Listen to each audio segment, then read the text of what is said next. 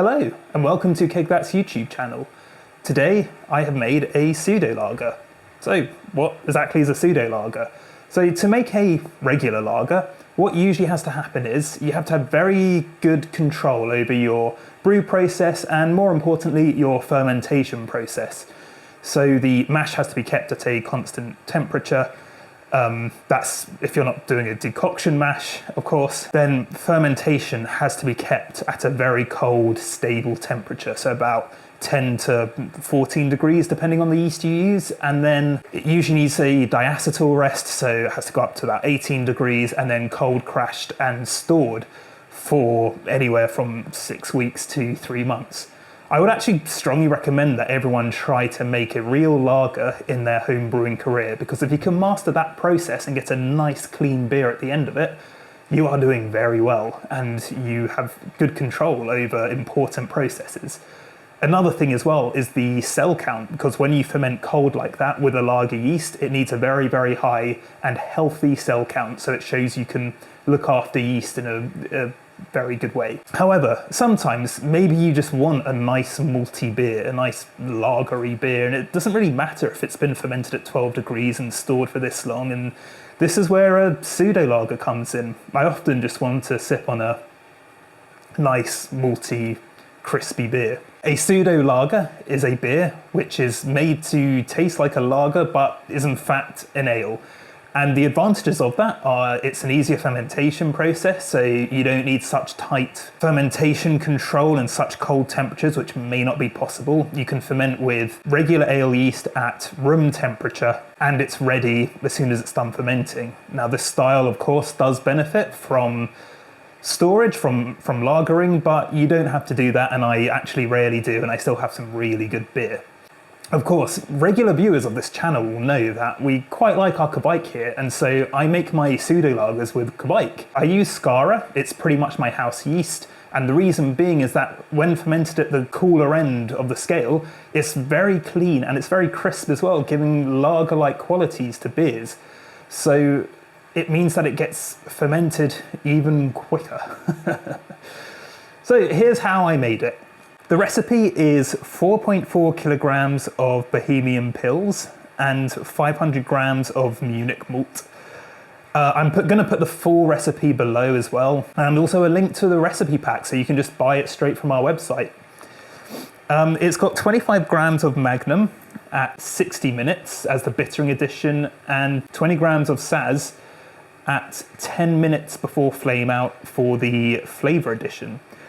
I mashed in at 69 degrees for 90 minutes. I let the mash recirculate the whole time, and I then did a mash out for 10 minutes at 75 degrees and then sparged. The sparge took me maybe about an hour or so. Boiled, I added the magnum, I added some bread yeast for nutrients at about the 15-minute mark, when I also added my protofloc and my heat exchange.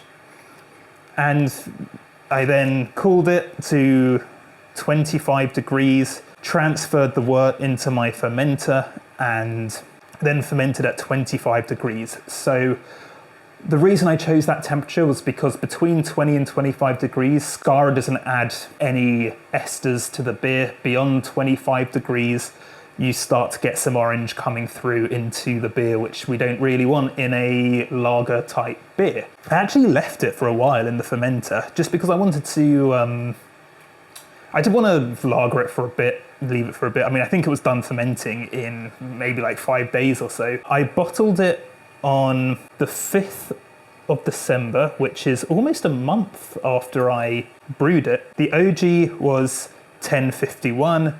The FG was 1011, giving it an ABV of 5.25. So this made 25 litres. I actually bottled this and it's now ready. I put some of the bottles into my fermentation chamber at 33 degrees, so it would condition really quick in the bottle, and then I put a couple of bottles in the fridge to try and test it. So let's see how it tastes.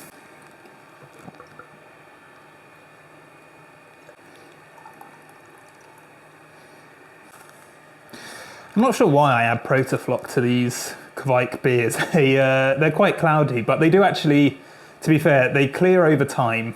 So this one is kind of straw colour, maybe a bit darker, quite hazy with a small bit of head. It's probably not done carbonating yet. It could probably do with a bit longer at warmer temperatures. It's December now, so it's quite cold in here. It's actually quite a good temperature for making real lager. The aroma is quite sweet. Getting some malty aroma. Maybe some lemon from the saaz. Maybe a bit of a crackery aroma as well. Oh, let's see what it tastes like.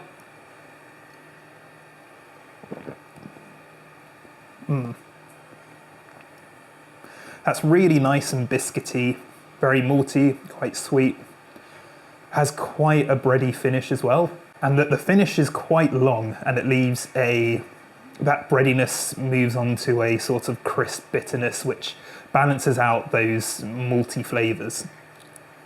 The mouthfeel itself is kind of a medium mouthfeel, which suits the style really well. It's definitely enough there to carry out those more subtle malty flavours that you want in a pilsner style beer. And that's what you get from mashing quite high. So when you mash high, it leaves the beer with some sweetness and a bit more body.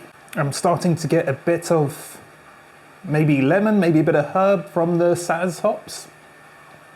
But this is all about the malts, and if you want like a nice malty boy and you can't be bothered to do the lagering or whatever, maybe you're not set up for cold fermentations, then yeah, this is the beer to go for. It's really, really nice. What would be really interesting is to try something like a decoction mash with a pseudo lager. Maybe that'll be the next video. Yeah, I love those malty flavours. I'm really enjoying this. It could probably do with a bit longer carbonating. I think I say this every video. I'm just very impatient and I just want to drink the beer. It's very nice. It's very sessionable. I could sit and have a few of these, maybe playing computer games or watching TV or something, and it's complex. It's not like demanding. It's really nice.